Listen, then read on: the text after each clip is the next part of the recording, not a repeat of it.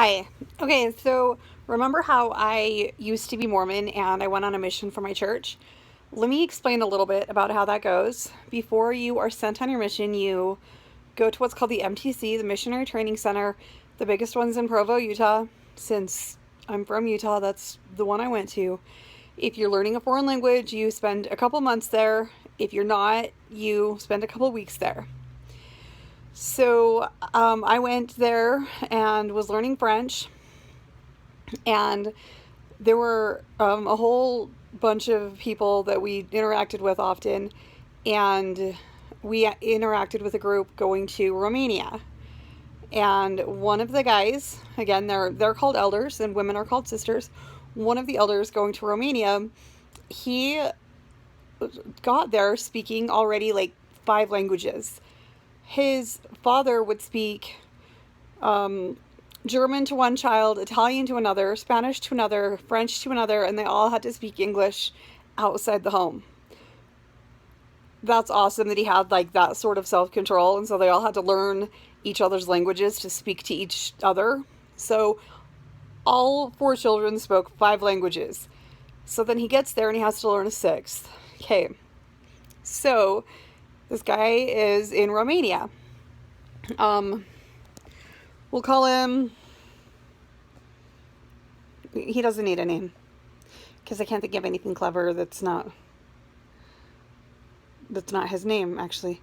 Okay, so he, after the mission, we keep in touch for a few years, and we're not anymore, but he's a cool dude.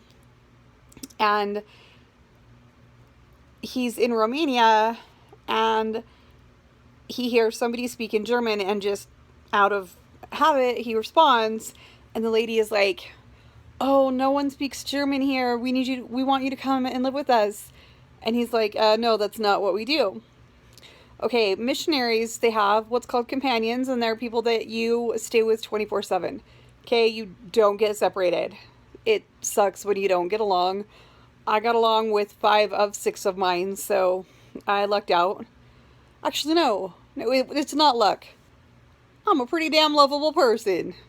The one I didn't get along with, nobody liked. Okay, so anyway, you don't leave your companions. Well, when he told this woman that he didn't want to go live on with her, she got really upset and said, "No, you are going to come live with us on our compound." Because what she actually meant was, "I am a gypsy and you are living with us," right?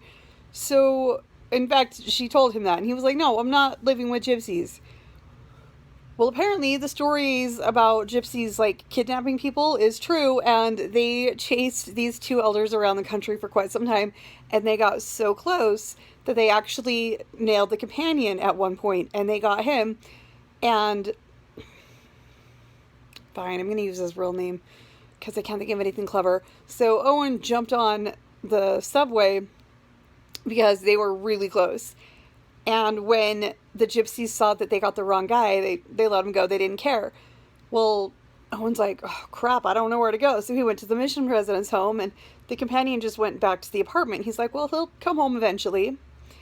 And he got to the mission president's home, and the mission president is like, "Why are you here alone?" And Owen is just cracking up, and he's like, "And why are you, what's so funny? And why are you here?"